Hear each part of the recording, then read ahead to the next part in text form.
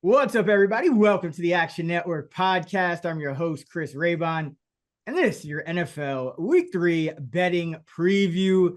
Today, of course, we're going to build our six-pack of best bets with the help of my co-host, the Prime Minister of Degenerate Nation, Stucky. Stuck, what's going on? How was your week?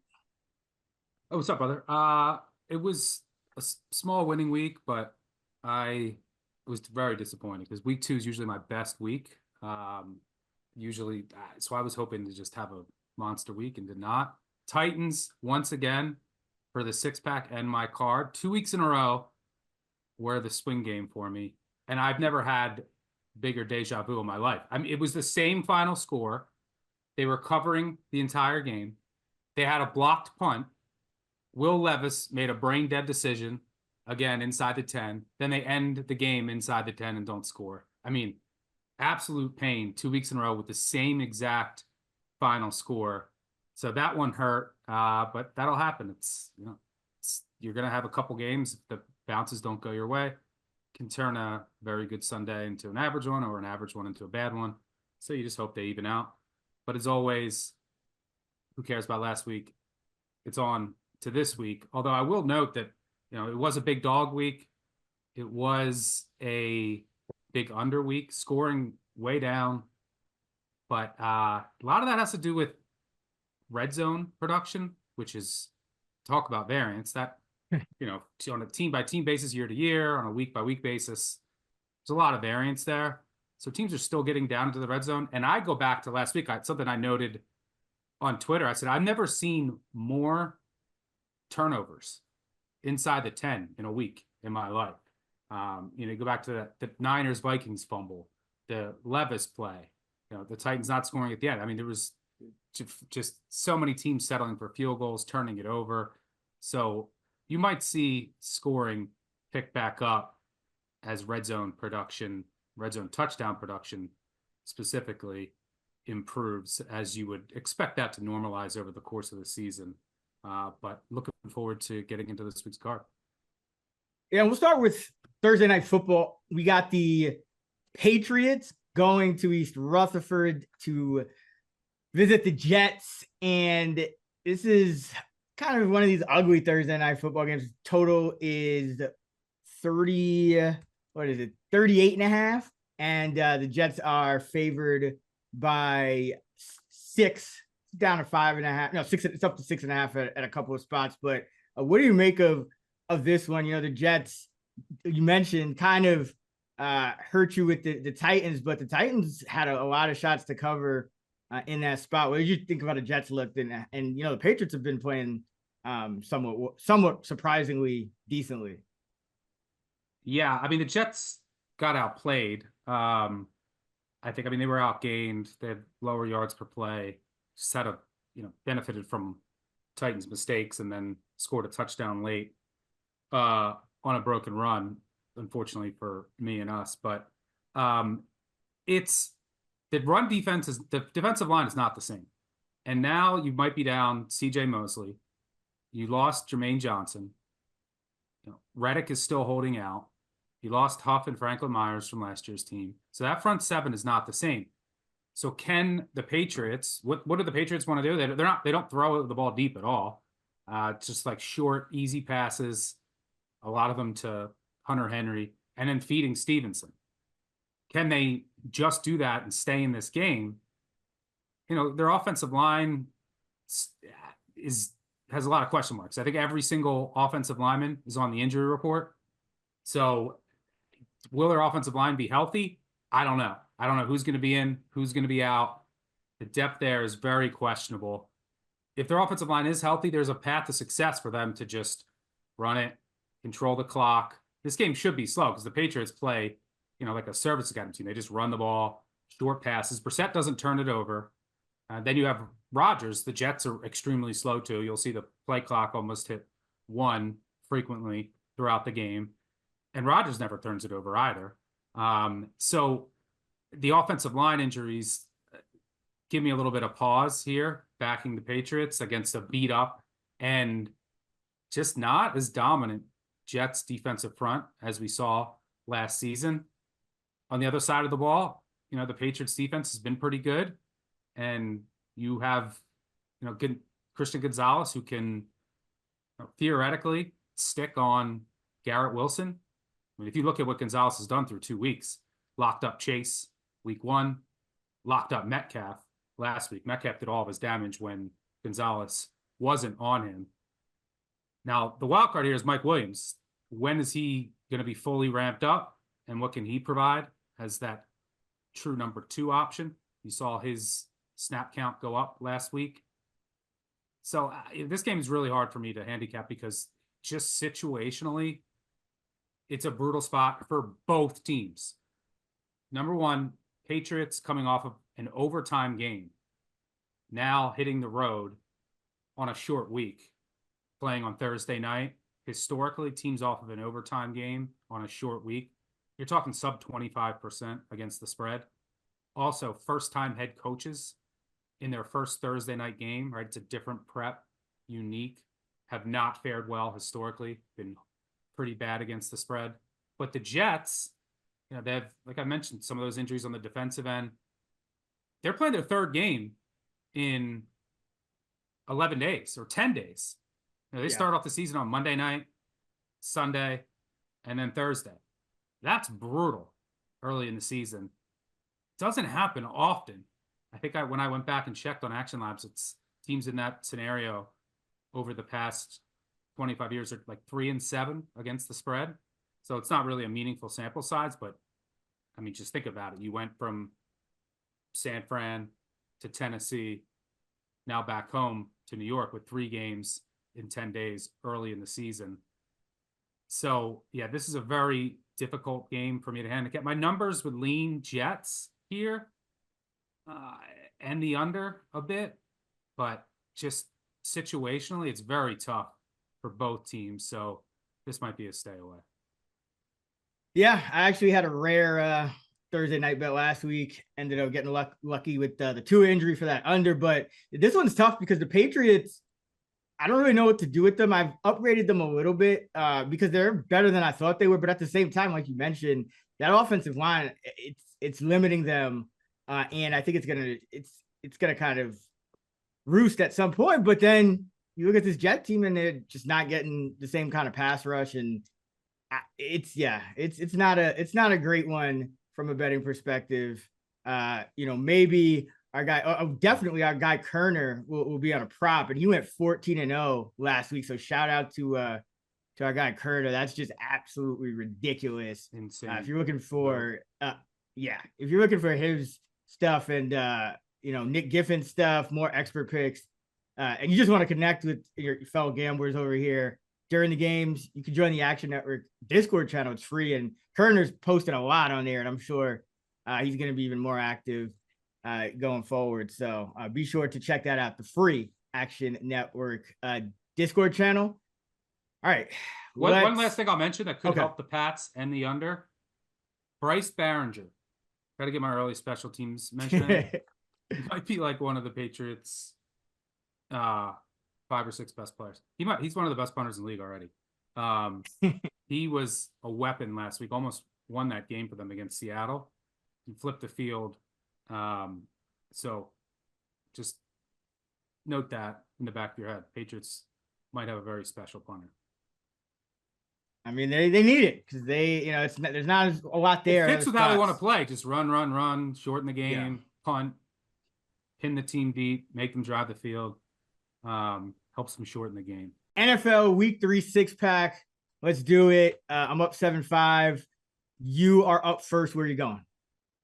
All right, for my first pick of the Week 3 Sunday 6-pack, I am going with the Tennessee Titans -2 against the Green Bay Packers. I bet the Titans the first 2 weeks and lost. Yes, I'm going back to the well. They should have covered both games. They should have won both games. They should be 2-0. I've been really impressed with the defense that I think is better schemed and just way more talented than last year across the board.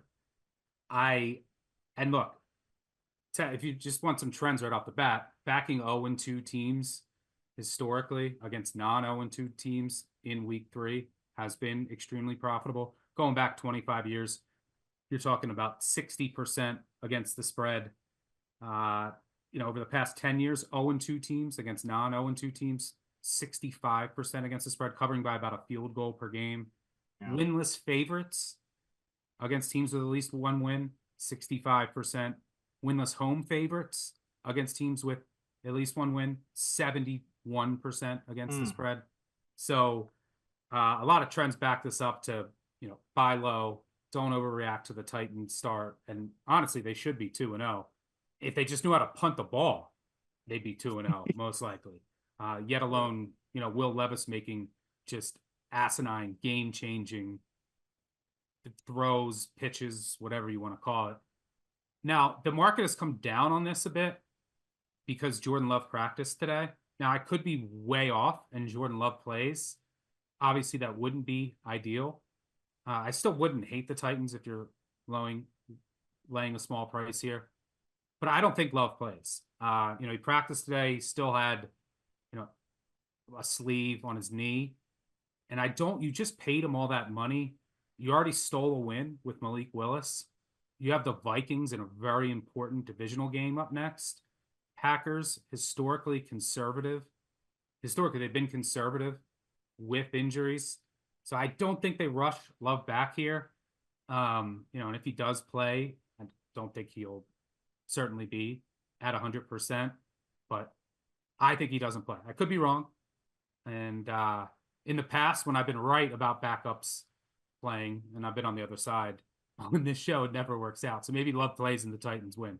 I don't know, but I don't think he plays. And I think, like I said last week, this is like a 5 to 6 point downgrade. And Malik Willis got the win for me last week, but I mentioned it. First start for backup quarterback. Everyone else steps up, usually have a unique game plan. And they were going up against the Colts defense. That is the defense that you want to face. And it helps to be at home when you're a quarterback of the caliber of Malik Willis. They didn't ask him to do much. They were basically a service guy. I think they ran it 50 plus times in the game. And the Colts, true to form, Gus Bradley didn't adjust. And I think they ran for 237 yards in the first half. And in the second half, Gus Bradley finally adjusted, brought up another defensive lineman up there, and they were playing 5 in line, and the Packers couldn't run it anymore. Well, the Titans saw what the Packers want to do. The Titans also know Malik Willis. That there's a reason they cut him, and they know what type of player it is. But they're going to load the box here, and unlike the Colts, and they have a much more complex, aggressive defense than what Willis saw last week with Indianapolis. So, yeah, I don't see the Packers offense doing much here. I think this desperate Titans team gets a home win. And, speaking of aggression, I mean, maybe they don't just have killer turnovers and punts blocked every single game, but I like this defense. I like the matchup against Willis, and I think the Titans get it done at home. What are your thoughts here? Do you think Love has a shot to play? I just think maybe it's some gamesmanship. I mean, they came out and ran the ball 50 times last week with Malik Willis. They'd pull out all the stops if they have to. So I think it's more gamesmanship. But you never know with these things because sometimes guys come back to practice, and I think it was Josh Allen one week last year or 2 years ago. He just came out of nowhere and played. No one thought he was going to play. So you do have to monitor it. But if he's confirmed in, obviously that you would probably get a plus number or something like that. So yeah, I think it's definitely something to monitor. But I thought the Titans have looked decent. Like they made a lot of the changes I wanted them to make, and it's really Levis that, and perhaps the lack of health of DeAndre Hopkins, because that obviously would help Levis, and that's the guy. They brought in some new guys around him, but Hopkins was the guy he had the most chemistry with. So maybe some of these things wouldn't be happening if Hopkins had played more snaps in these first 2 weeks, but he's just not healthy yet. So I think but it's really just Levis. We know how important the quarterback is, and it's ringing true here. Where are you going? That's a good segue. That's a great segue actually into my first pick, the second overall, the week 3 Sunday 6-pack, Carolina plus 5.5. Oh, I gotta do it. All right, Andy Dalton will this, by the way. So I had the Panthers the first 2 weeks. I have them again this week. I mean, I'd be having a great NFL year if I didn't bet the Titans and Panthers. I was gonna take. We did our draft, and I picked first, then you picked. I was gonna take the Panthers with my third pick. If you didn't, I was allowing you the opportunity to take them because for the good of the podcast, for the good of my bet, I feel like you need to take them on this show. So go ahead. Yeah, man. I listen. No one's gonna want to take them, so I don't even know if I should say anything about them. But in case people want to know, just Bryce Young alone, in terms of EPA per play, was so ridiculously bad. You're talking about over 0.2 EPA per play, and then you're considering that 30, 40 dropbacks a game. That's a lot of points just right there. Real points that Bryce Young is losing you just at the quarterback position week in and week out. Andy Dalton, over that same time frame, even as an older guy, a positive, slightly positive EPA per play, over a 0.2 difference. And obviously you're going to, apply a lot of regression to the mean there. So that's not the true number, but just like we were talking about last week, there was some uncertainty with just how much of a downgrade or upgrade, Love was to Willis or Willis was to Love. There's a very real chance that Andy Dalton is, 2, 3, 4 points better than Bryce Young could just go down as one of the worst quarterbacks of all time. So it's just massive. You mentioned, first starts for these backups. I think that'll be beneficial here. And the Raiders, they ruined a lot of people's survivor pools, but you look at them and where they're at, even with Brock Bowers playing well, even with Devontae Adams, having a big game. Bottom 4 EPA per play on offense. So, and that's what I think Gardner Minshew's the only quarterback to throw for 250 in both games. So this Raider team cannot run the ball. So at least that helps a little bit for the Panthers. And I think they're the only team worse than the Panthers success rate wise running the ball this year. Right. The Panthers run D is horrible. So that's big.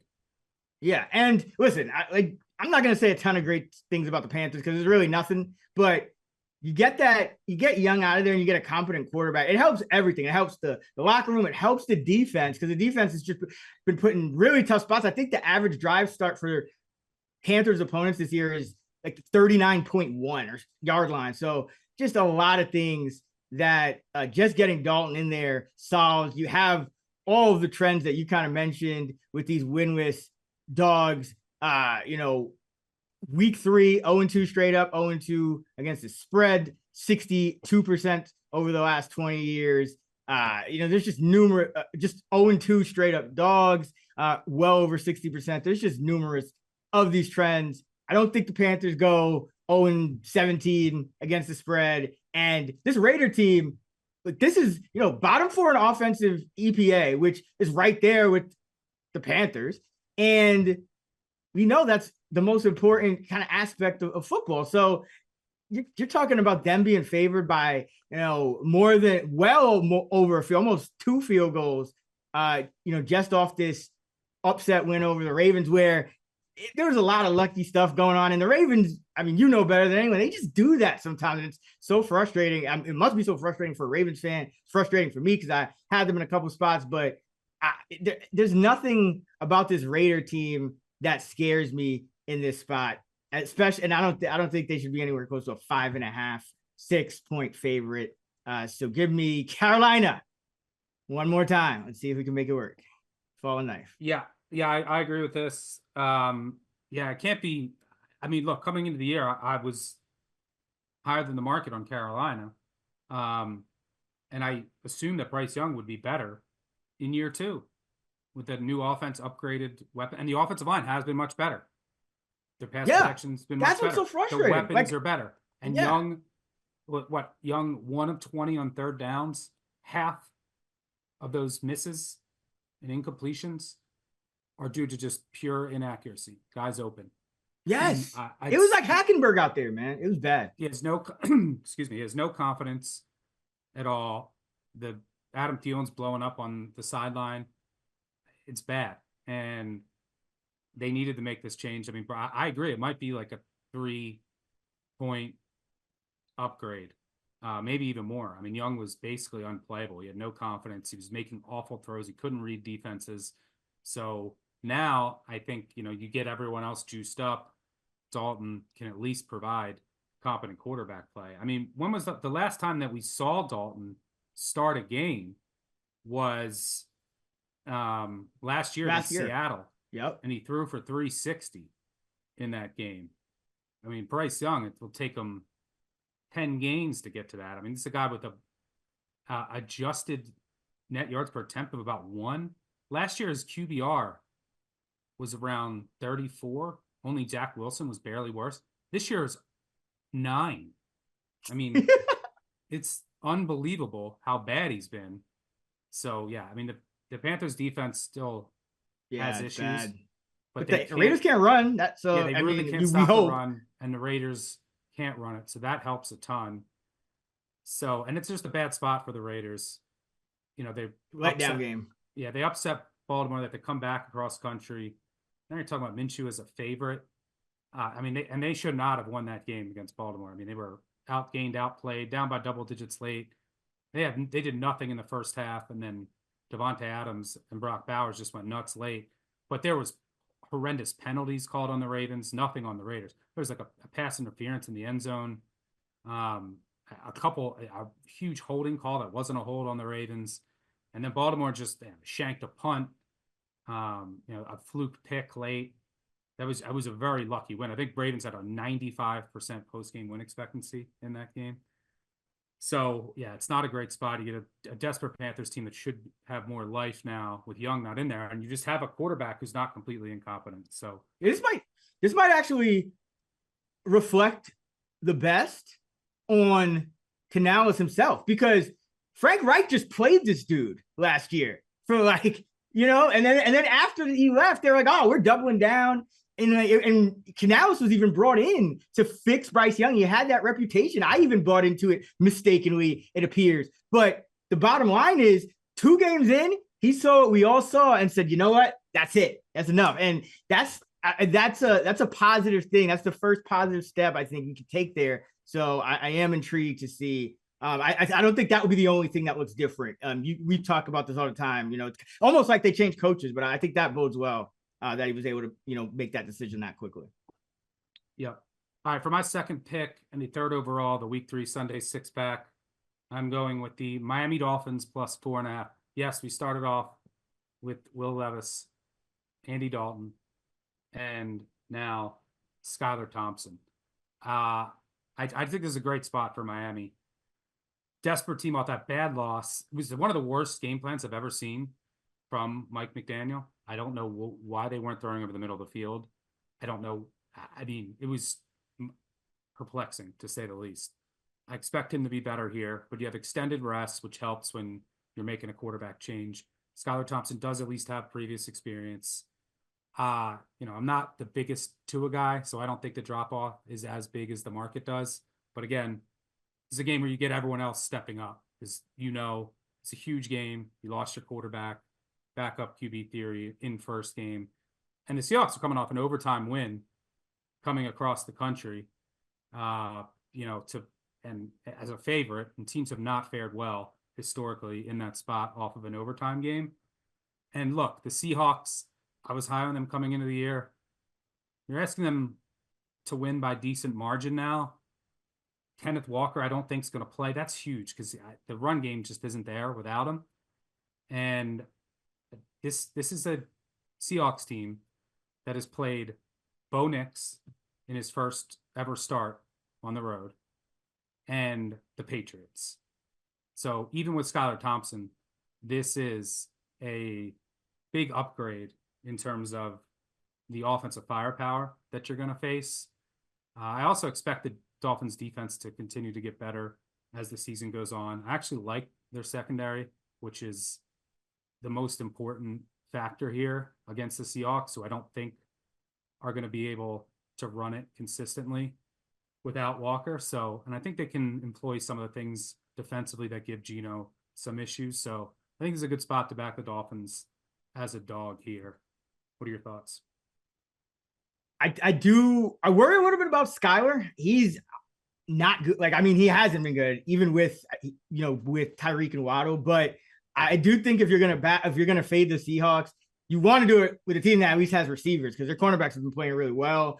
I like what I'm seeing out of your boy Grub. I will say that, but it's the spot is bad. The spot is bad, and you're getting over 4 for a team that you're still gonna have HN. You have like 4 or 5 guys that could just be the equalizers here. So I get it if you're backing like a team like this with a Skylar Thompson. Like it's I like it even more than the Willis pick because again you have guys that could just kind of swing the game in one play, and you still have McDaniel on long rest. So and maybe it's a motivated Dolphins squad. I know from what I know they seem to rally behind Tua. So I'm sure they want to kind of step up, especially after they just didn't look good at all as a favorite against the Bills. So you should get a max effort game here.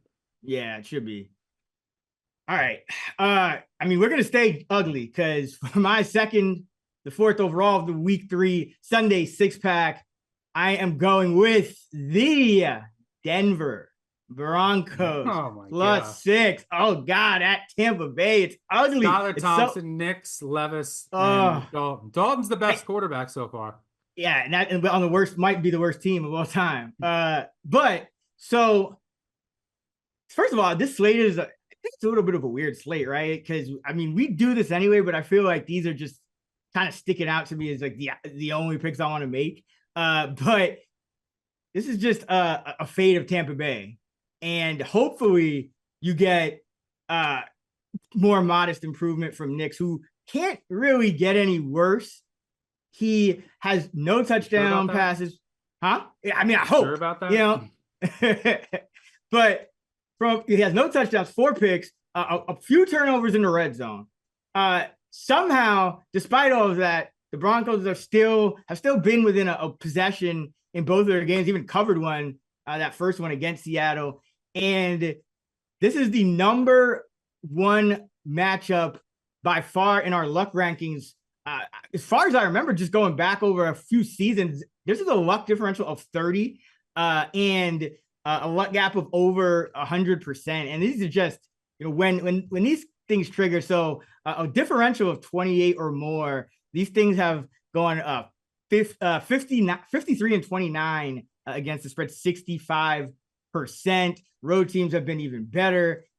And Tampa Bay, I mean, I was fading, that scoring in that Lions-Bucks game, but for Tampa Bay with that defense, and I know they do have some chops as far as breaking up some passes here and there, but for them to hold the Lions to 1 of 7 in the red zone like that, I just think there's going to be regression coming to this Bucks team at some point. Sean Payton still, I think, is a coach that can get his team to play. I mean, the fact that they even had a chance to tie the game against the Steelers last week, outgained them. Nix's success rate did go up incrementally. They had a higher success rate than the Steelers in that game last week, right. Which might say more about the Steelers offense. But Payton had an awful game. Kicking the field goals when you're down 2 scores, 2 touchdowns. The not onside kicking it, by the way. Oh my goodness. Yeah, he's like, you might as well be hacking. Obscene decision. But yeah, everything's been going wrong for the Broncos, and yet I just think they can stick around here. This is kind of one of those spots where you have all of the trends working for you in terms of the winless dogs and whatnot, but also when you look at Nix and this offense, Payton alluded to some changes. I wonder if he's gonna bring in one of the backup quarterbacks. I wonder if he's gonna bring in switch it up with like a Lucas Kroll active or something, because I mean, they got so many. They still got Troy Franklin really doing nothing. Like Mims hasn't been playing offensive snaps. So there's a few things that I think Denver could do to be a better offense. And this Bucks team, I just think they've been getting so lucky. I mean, they played this Washington defense in week 1, which was just, I mean, their numbers are inflated off of that. And then last week, I mean, the Lions with the runoff at the end of the half and just all these different things kind of. The Lions had like a 95% post-game win expectancy too. I had some Survivor with the Giants who lost their kicker. I had some Lions who had a 95% post-game win expectancy, couldn't score in the red zone. And I had some Ravens. Yeah, it was Who bad. had a bad day for 95% Survivor. post-game win expectancy. I lost all my Survivor entries on that. By the way, Survivor, we're already out. A lot of people are out. I think like 80% of people are out in some pools. So if you're still in, you don't need our help. So we don't need to talk about that going forward. But go ahead. Yeah, so I do think that there is some upside here with this Bronco team. I think this Bucks team, like this is like, now people are talking about them as like I've seen them power rated in the top 5. I just think this is kind of the top of their market. You know, they're coming off a big upset win over the Lions where they're super banged up defense. You know, got lucky and played reasonably well. So I just think that this is a bad spot for Tampa Bay, and we know about all the trends. But more than anything, I just think that this Tampa Bay team's getting way too lucky. I mean, Baker Mayfield, let's talk about every time it seems like he's about to get sacked, he ends up like miraculously slipping out of it, or there's a penalty. Chris Godwin, the Lions didn't cover Chris Godwin the entire half. That's the only guy that caught passes from Mayfield, essentially. The Bucks offense did nothing in the second half. You know, guys are still banged up. So I just think this is a letdown spot, kind of similar to the Raiders. So yeah, Baker Mayfield being favored by 6 points is just it's another one that just kind of makes me look and say, okay, it's time. So Baker is just 37% against the spread as a favorite in his career. So give me the Broncos plus 6.5. Yeah, it is the spot, and at 7, it's the play, I think. But there are some injuries worth noting here, like McGlinchey for the Broncos can be out. That could be problematic. On the defensive end for the Broncos, they're not particularly talented up front. And now you might not have – hold on one sec. I got to put my Browning? phone on Do Not Disturb. Browning, Franklin Myers are both hurt. So gets dicey up there. The Bucks also have some injuries worth noting, though. Winfield, one of the best safeties in the league. Vita Vea, Cansey, they're starting defensive end. White was banged up. Yeah, I don't think any of those 3 that I mentioned practiced today. So, but still, even without them, I think Vea was only a half last week. They still generated the 3rd most pressures against Detroit, which was really impressive because Detroit has a really good offensive line. And now you're going up against the Broncos offensive line that isn't great. It's down their starting right tackle. The backup options aren't great.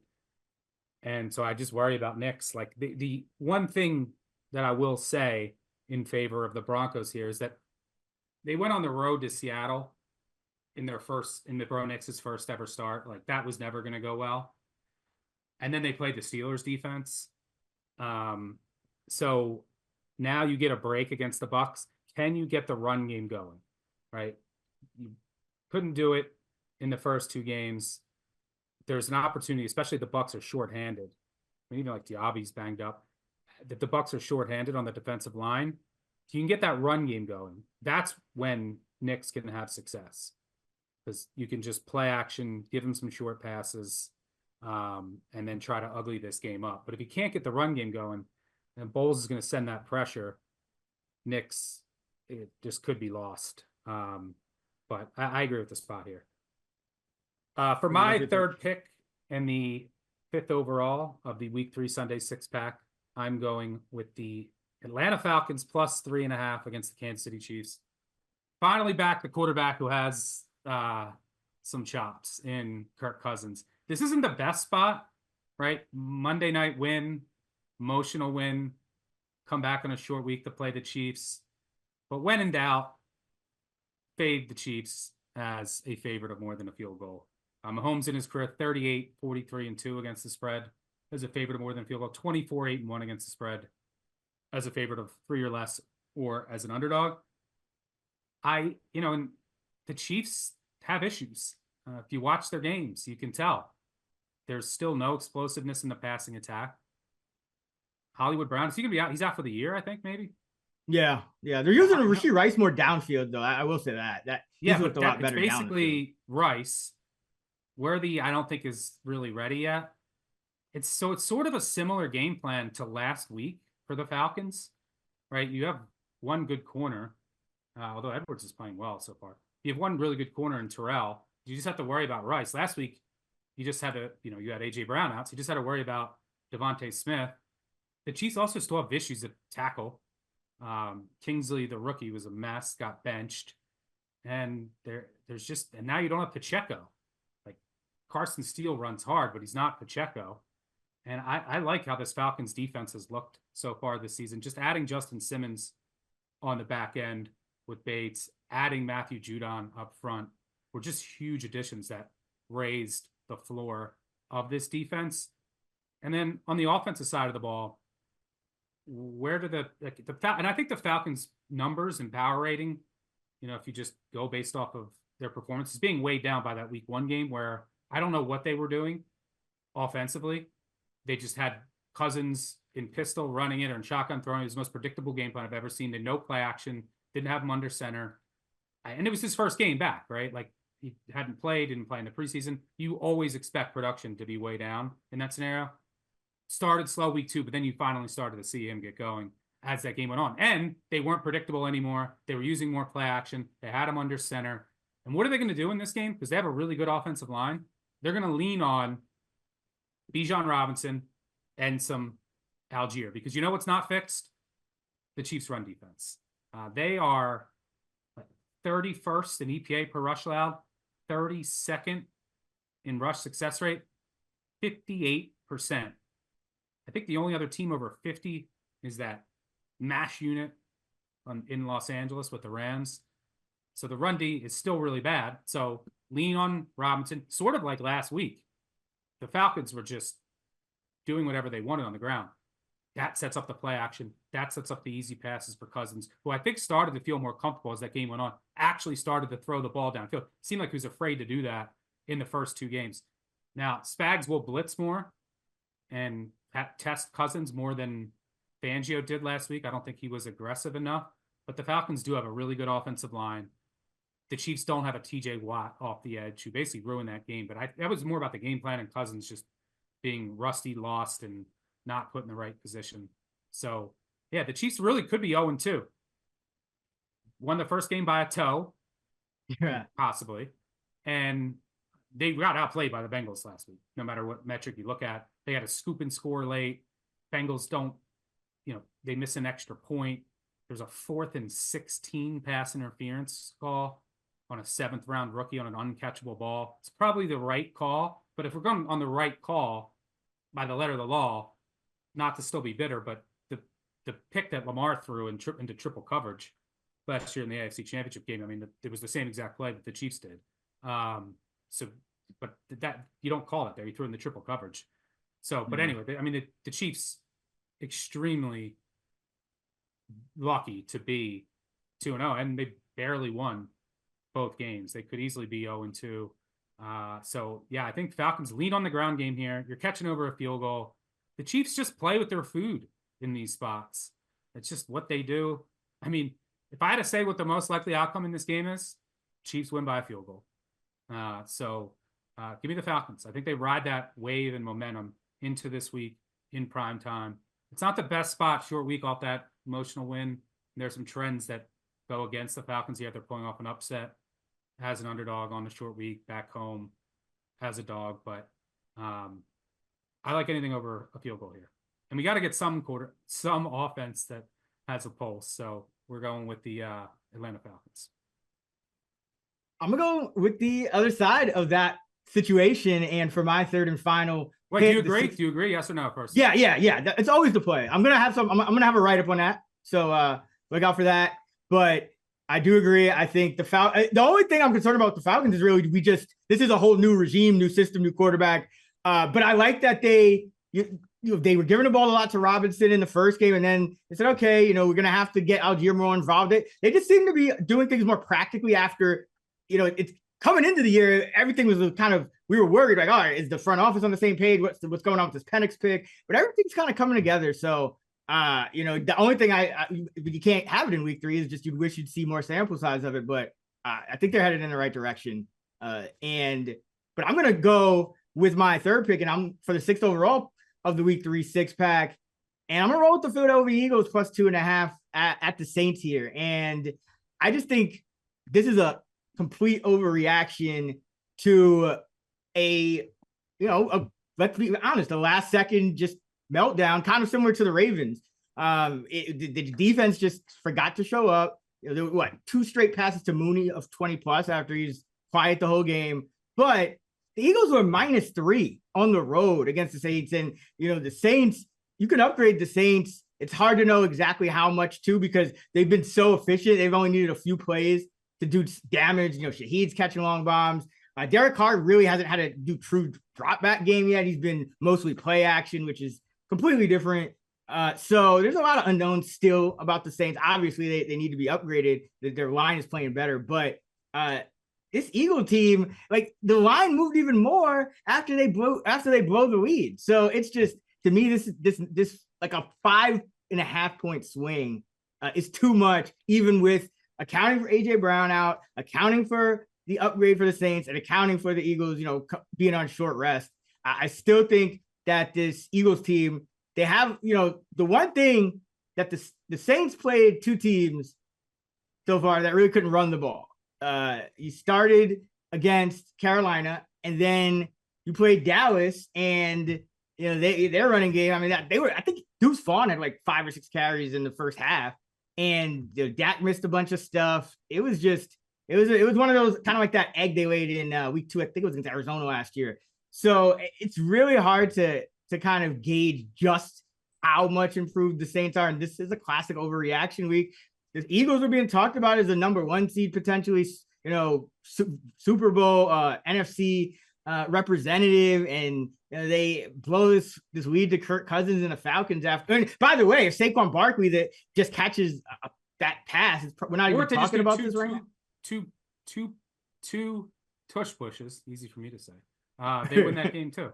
Right, yeah. And it's, this Eagles team, they lose AJ Brown, but now you got Saquon Barkley. It's not just like, okay, it's Devontae Smith and no one else. You have another explosive guy. It's not just, okay, now he just got to target Dallas Goedert 8-9 times. So I still think that the Eagles have a lot working in their favor.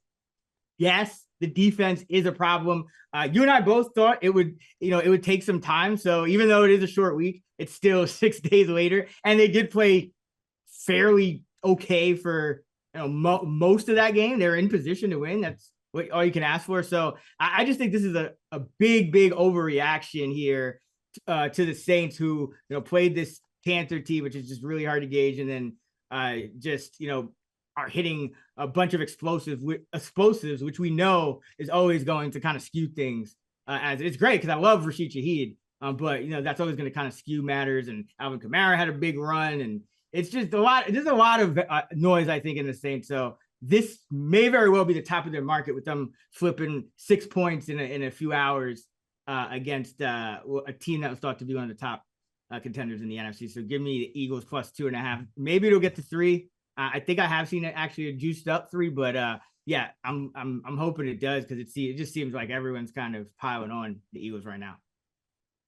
Yeah, I mean, I will say the Eagles' offense, it's just not the same without AJ Brown. Dotson was a ghost last week. I think the only time I heard his name was when he had a holding penalty. And then you're throwing to Covey. I know, like, what was that about? They need to get Johnny Wilson more involved. So much easier to defend. I will say, I mean, yeah, I do think it's too much of an overreaction. Teaser alert for the teaser segment. I like the Eagles as a teaser option, even with a little higher total. But I think this line has gone too far, and getting them up over 8 is a good look here. But I will say, I believe in the Saints offense from what I've seen so far. I mean, Carr's throwing 51% of his pass attempts with play action. Last year, one of the lowest usage rates of play action in motion. Under Kubiak, that's completely changed. The offensive line has, Lucas Patrick all of a sudden is elite. The rookie, Penning's playing well. Their Ruiz, their entire offensive line looks completely elite. McCoy has been dominant. So it's it's crazy. And a lot of it, I think, is scheme driven. I mean, look no further than last year. Kamara, 1.8 yards before contact, 47% success rate. This year, 3.34 yards before contact, 73% success rate. I mean, I know that they benefited from playing the Panthers in one game, but the numbers are pretty wild. And the Eagles defense does still have some issues. Like, they're not able to really generate pressure. And that's how you have to throw Carr off. And then there's just bust in the back end. It's this newish group in the back tries to adjust to Fangio's defense, and they're really struggling to defend the run. But I think it's Eagles or nothing here, but I prefer them in a teaser. Yeah, I just think the market is they're so high on the Saints, and this is why we kind of love this time of year.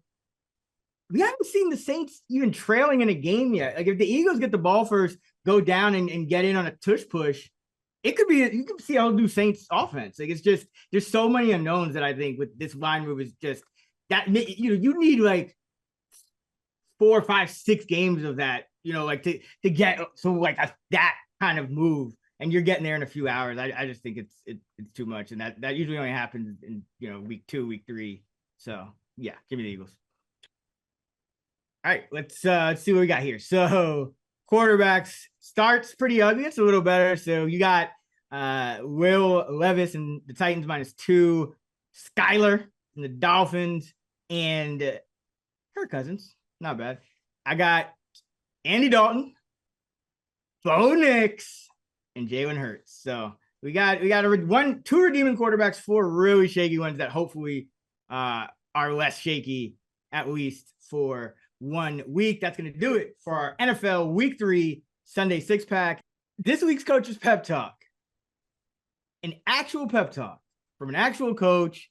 It comes to us from University of Nebraska head coach Matt Rule. Nobody's done what we've done. Nobody's built like us. Take all that nervous and send it out of this room right now. Cast it out. You're warriors. You are ready. Play one snap at a time. Play together. You're warriors. You're ready. Play one snap at a time. Play together. Play because we love to win and we're winners. Can't wait to watch you guys play. And we got to dedicate it to the Carolina Panthers. Matt Rule's former team in the NFL, of course, somewhat short-lived, but best of luck to the Panthers. Best of luck to all these other ugly dogs that we bet. Now it's time for our favorite total of the week. All right. We both hit our totals last week. You had the Niners, Vikings under. I had the Lions, Bucks under. So this week I'll go first since you went first in the 6-pack. And I'm going to go with the Chargers, Steelers under 36.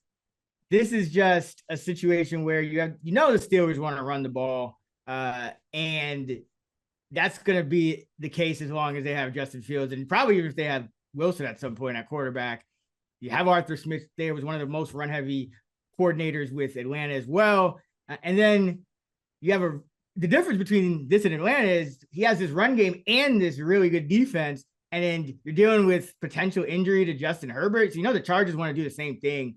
Just run the football. So I just think you're going to see a lot of runs. Both of these teams are at the top in defensive metrics. Some of that I think is the opponents they've faced, but we know how these teams want to play.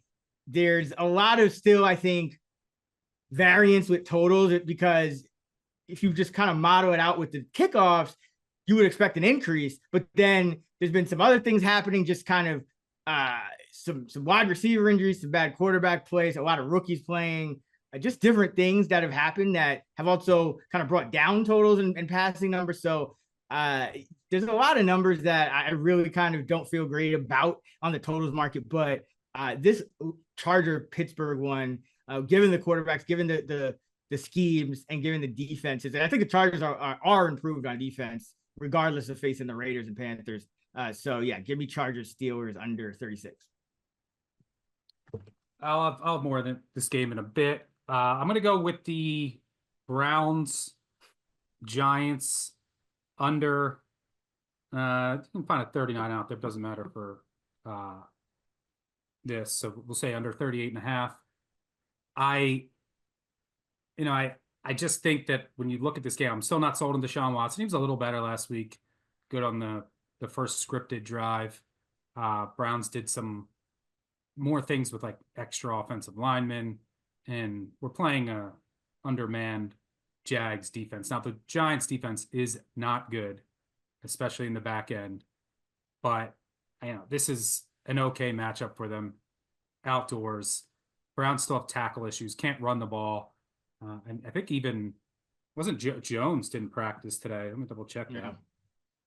So who knows what their tackle situation is going to be like, which could be problematic against the Giants pass rush. And then the Giants offense is, I don't know how they're going to move the ball here. I mean, Daniel Jones under pressure is a disaster. And the Giants offensive line is a little bit better, but it's still not great. And I mean, how many times they can't really run the ball? I don't think they're going to be able to run the ball on the Browns. I mean, how many times can you throw it to Malik Neighbors? I expect Ward to up his snap count this week. I think he only played like 11 snaps last week. Yeah, he wasn't right. Yeah. So, but it wasn't a single. Stefanski said they expect him to be closer to normal. Garrett's dealing with an injury too, but I think he'll be fine. So how are the Giants going to move the ball here? I mean, how many targets did Neighbors get last week? Like 18, I think. It was 18, like a 67% rate or something. Just absurd. Yeah, I mean, Jim Schwartz in this defense against Daniel Jones, I don't think it's going to end well.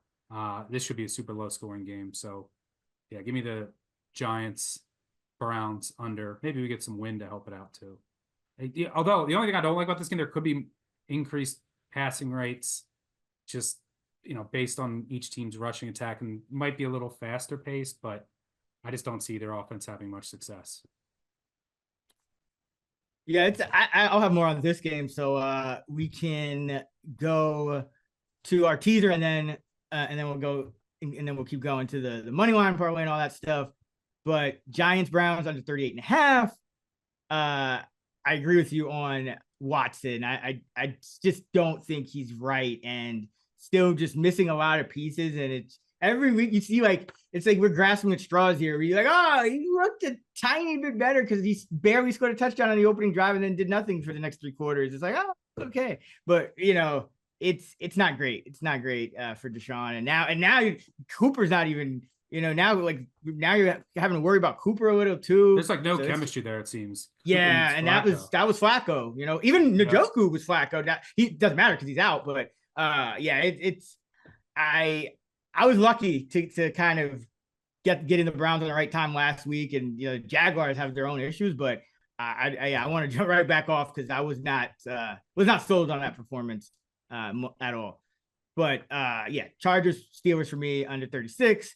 Giants, Browns for you under 38.5. And now it's time for our favorite teaser of the week. All right. So if you're unfamiliar with teasers, it's when you get 6 extra points to parlay 2 or more spread bets. Stuck, I know you do a lot with teasers, and you were talking last week about how you think that people should be really still targeting those, go through the 3 and a 7 to get the best values. If not, look at money line parlays in some instances if you're doing it with favorites. But with all that being said, where are you going this week? All right, I already mentioned the Eagles, a little higher total, so it's not the ideal teaser piece, but I'd show enough value in the Eagles at their current number to feel good about teasing them up to 8.5, and they might even be able to shorten that game. With they'll have a patented 9-minute drive, like they seem to do every game.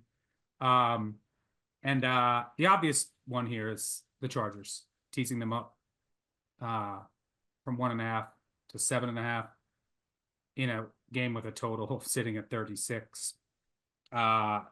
So super valuable there, getting a touchdown in a game with a total that low.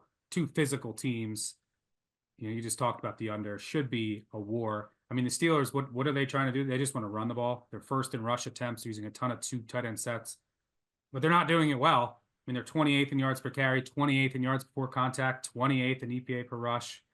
And Chargers run D has actually looked good. although they got to play the Raiders and Panthers, which is a bit of a concern, the two worst rush offenses in the NFL. But I do think their defense has improved overall under Minter. Chargers staying east for this game, which I like. And what do the Steelers do? They just win one possession games. 2-0 this year, despite only having one touchdown. Since 2020, they're 33-11 straight up in one possession games. That's an insane number. 31-13 against the spread. They just find ways to win these games. So wouldn't be surprised if they do it again. One of the reasons why I didn't go under on the Steelers was just they've been pulling out games like this. So for their season win total, but feel good about teasing the Chargers here. So give me the Chargers and the Eagles. Yeah, I was thinking about I'm going Niners and Vikings. I was thinking of going with the Chargers, but I don't want, in case there's like some Justin Herbert foolery where he gets ruled out late in the week or something. I didn't want both of us to be tied to that result. So I'll go Niners here. I still think the Niners, I know they have the injury to Debo and McCaffrey, and this Rams team always finds a way to play better or play above their talent level in spots. But this has always been a real tough matchup for the Rams going against the Niners. I still think Ayuk is getting back into form. He played 93% of the snaps last week. They could still run block. So I think they should still be able to get it done here. And then, with Minnesota, it's really just about the Flores scheme. We've talked about this a lot. I thought Houston, they're very explosive and they obviously have a very talented quarterback in Stroud and talent all over the place. But, I saw that Chicago defense even kind of give Houston they're not invincible is what I'm saying. They're coming off a short week, going on the road to Minnesota, which is not the easiest place to play. So I think Minnesota's defense can kind of keep them in it again. And it look, Justin Jefferson looks like he probably goes, which obviously helps. So I'll go with the Niners and the Vikings. Yeah, I will say that Jefferson's really important because Addison is hurt. You don't have Hawkinson. But the Tex, I really like this Texans team and what I've seen so far. Obviously, the offense is really good. Mixon's might not go, which is I think matters. Pierce too. It might just be Akers. Cam Akers back somehow. Because Mixon is providing a nice punch to that running game, which they've lacked in the past. Yeah. But I really like this Texans defense. I had some questions about the linebacker spot, but I trusted Ryan's there. And their linebackers have been fine. I like the use of Petrie this year. And how about Lassiter? I said before the year, that's the key to the season. Like if they find that second corner, I think he's not allowed like a 0 passer rating when targeted this year. So him and Stingley have been two of the best corners in the league so far. That's huge for that defense because they were definitely lacking in that department last year. So that secondary, I think, is significantly improved. Darnold is playing really well, though. I mean, some of the throws he even made after like Jefferson went out to kind of seal that game were really impressive. Just a really well coached team. So, don't mind that part of the teaser either. Texans always, they never, like, I feel like they never blow out teams. Yeah. They're playing Caleb Williams and Anthony Richardson. They get too conservative. Their staff needs to get more aggressive in certain spots. They'll start running it when they shouldn't. Giving the ball to Tank Dell, like, behind the line of scrimmage instead of just letting him go downfield where he breaks everyone's ankles. Like, it's just, they still ironing some things out, but you don't want to be doing that against Flores and this Vikings squad, in my opinion. All right, so Niners, Vikings, and Eagles, Chargers. Now it's time for our underdog money line parlay. All right, we're on some ugly dogs this week. Where are you going for money line? I don't have to spend much time on this. Let's go with the Panthers. They were going to be my third pick, but I wanted you to get them, and you obliged. Just a lot of variance here. Bad spot for the Raiders. How much? of the offense of issues were on Bryce Young. I think a lot. How much of an upgrade is it to Dalton? I think pretty substantial. So Raiders can't run the ball, as we talked about earlier. So, yeah, I'll take a shot with the Panthers. The 0-2 Panthers here, catching the Raiders in a good spot. Minshew is a bigger favorite. No thanks.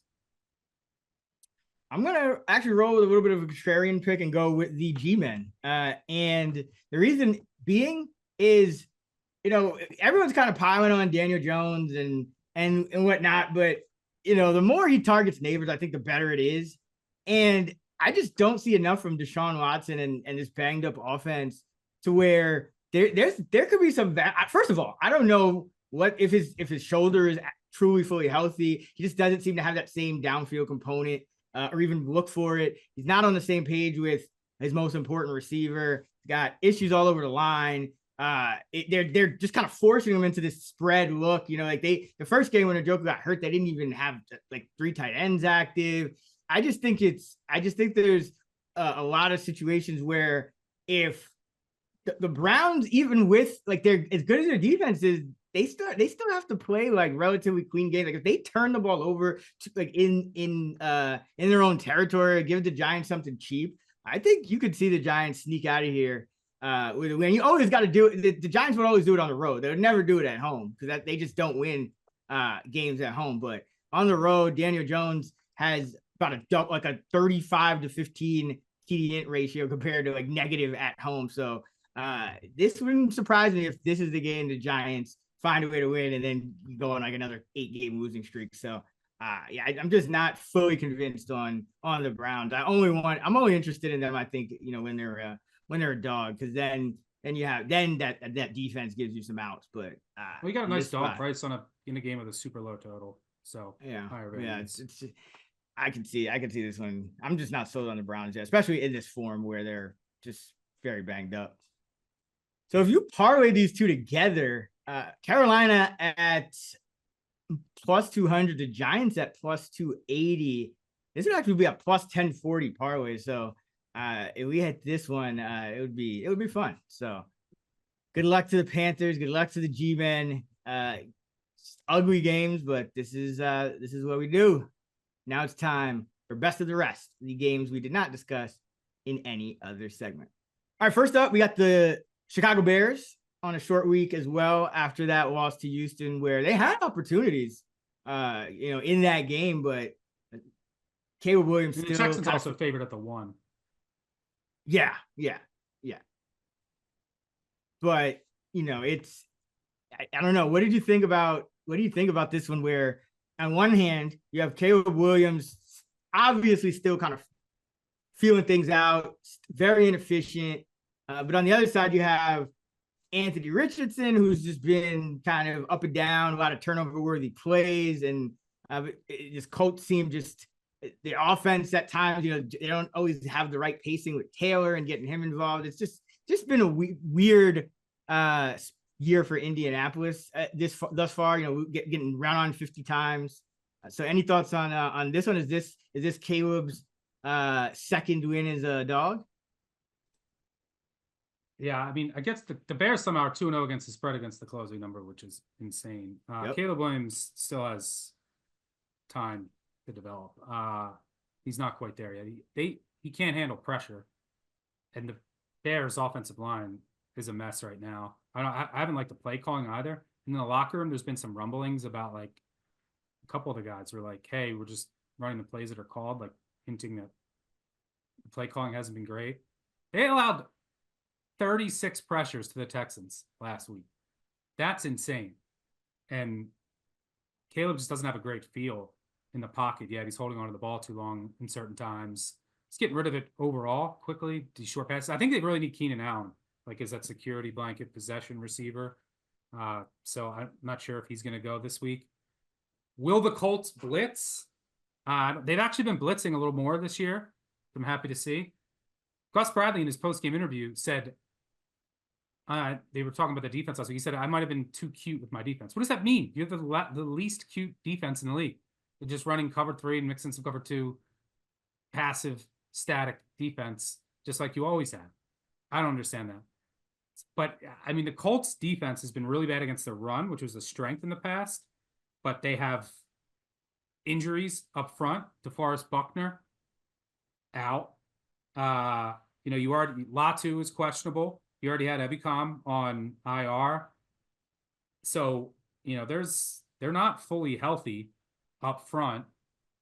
Their run defense against opposing running backs is allowed 5.3 yards per carry, but the Bears can't run the ball. Their running backs through 2 games, 2.3 yards per rush. So, what gives there? I don't know. Will the Colts actually change up their defense, bring some pressure against Caleb Williams, which I think you need to do right now? I don't know. The Bears defense has been legit. Their defensive line, which I was worried about coming years, actually also played much better than I anticipated outside of Sweat. Guys like Dexter, Billings, and Taylor, I think, have played well. It's a good spot for the Colts, 0-2 off a bad loss on the road. You're coming back home against a rookie quarterback who's struggling in a bad offensive line in, what should be a loud environment. But the injuries on the defensive end, that if Bradley just plays his basic defense, maybe Williams can have some success. I'd lean Colts here, but it's Colts or nothing, but I don't feel too strong about it. And you also got to remember, that there's also an outside chance that this is the Williams breakout game if all his receivers are healthy, because the Colts still got issues in the secondary too. So it's Jalen Jones has been bad. You lost Brents. Now you got Dallas Flowers in there. Colts D is bad. And no, Buckner's huge. He's he's one of the best players. Ravens at Dallas. Ravens are the short favorite, -1 on the road. This is an interesting one because you got both of these teams that just kind of shit the bed last week. What do you think of the Ravens in this spot? Yeah, the Cowboys just got dominated. The Ravens should have won. The Ravens could easily be 2-0. But they have some issues. The offensive line is an issue, especially the right side. It's funny because Stanley's now actually playing really well and looks healthy. And Linderbaum is great at center, but the right side is rotating tackle. I don't think they have the right guard in there. Really cost them the game last week.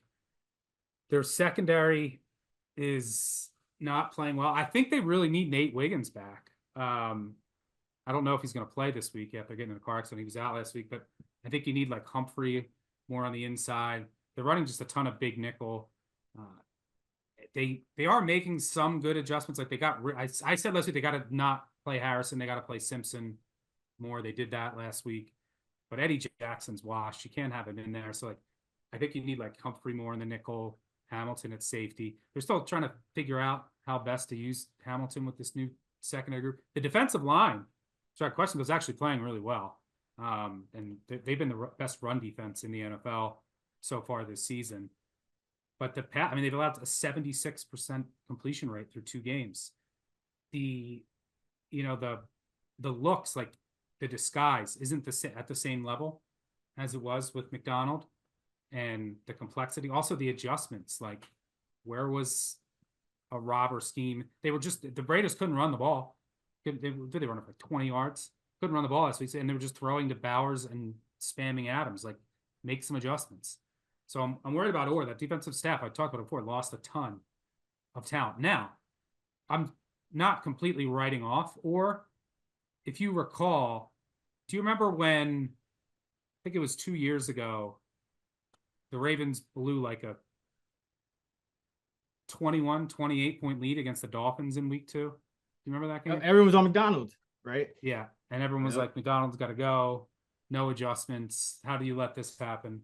So, it's only 2 games and they should be 2-0. Last week we were robbed by the refs, and I'm unbiased when it comes to that. Some of the calls were atrocious. There was a 20% win probability swing on a 3rd and 17 PI in the end zone, which was horrendous. A couple bad holding calls, a couple not called on the Raiders. But the offensive line definitely was an issue. The secondary didn't adjust. Now, I think this is a game where the Ravens can get their run game going against the Cowboys. I think the Cowboys are weak in that area.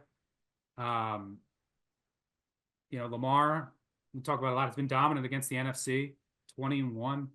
He, like Mahomes, also, as a favorite under a field goal or as an underdog, he's amazing. He's 22-7 against the spread. Favorite of more than a field goal, 22-33 against the spread. Like very similar numbers to Mahomes in that aspect. I'd expect a more buttoned up Ravens team here. That's where I lean. But because what if the Cowboys, they can't run the ball and they're not gonna be able to run it against the Ravens. So what I worry about is just like them coming back again.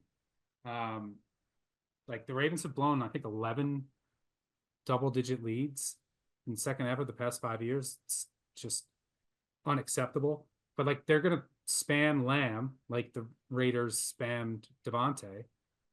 Is Jake Ferguson going to go? I don't think so. So that helps. I think there's a chance. Yeah. But Tope looked good near the end of that game. Let's see if he can keep it going. Yeah. But the Cowboys have issues that defensive front, at the interior and at linebacker. I think they really miss, what's his name at corner? Bland. Carson's just not been playing well. So, and the Cowboys offensive line is just not the same as it's been in years past.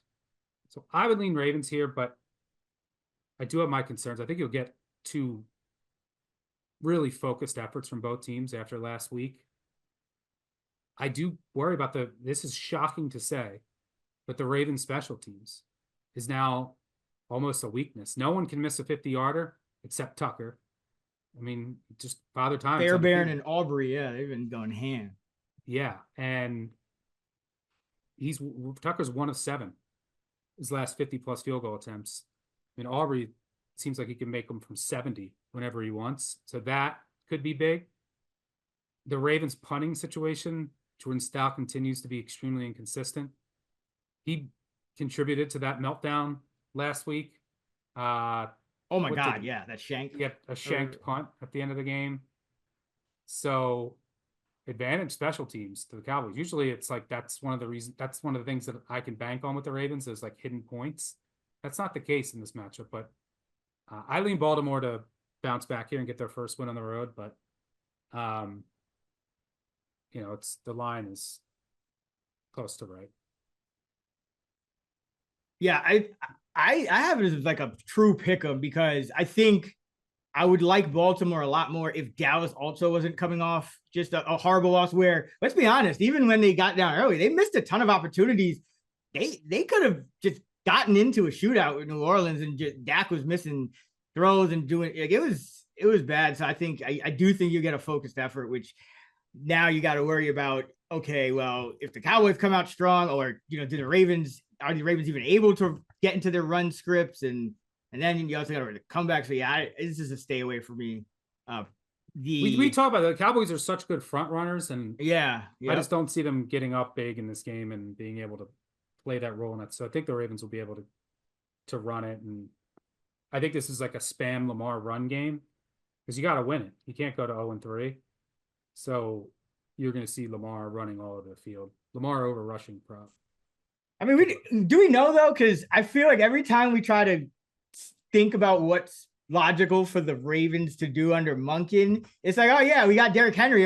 Let's put Justice Hill on the field for like 60% of it's like there's always something that he throws you for a loop. So I don't even think it'll be not even relying on Monken. Like I think Lamar is just gonna run more when he needs to and on non-designed runs. I think you're gonna see a lot more. This is like almost a must win.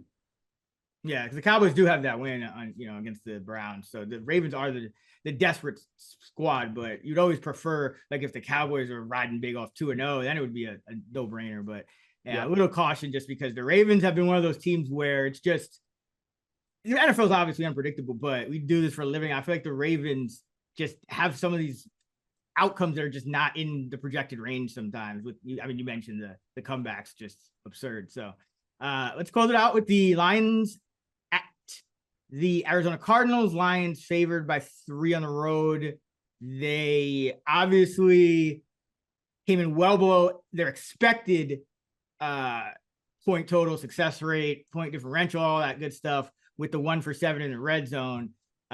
Meanwhile, the Cardinals, and you warned me about it, so I give you props for that. Just throttled the Rams coming into a bad spot with get more injuries too. You said Murray can't throw it downfield. Yeah, and then he goes perfect. Did he take that personally? He took that very personally. So yeah, I mean, now it's a 3-point spread. I mean, I don't think the Lions are as dominant as maybe some people thought when they were up 2 scores in the NFC Championship game. I think it's going to be a little tougher for them this year, but yeah, it worries me that the Cardinals' run defense not great. So I don't know. What do you think about this one? Yeah, super high total for today's landscape, like 52. For what it's worth, like if you've gone against these super high totals over the last 2 seasons, totals of 50 plus are 13-2 to the under. Last 3 years, 30-11 to the under, going under by over 5 points per game. Totals of 50 plus under Dan Campbell, 10-5 to the under.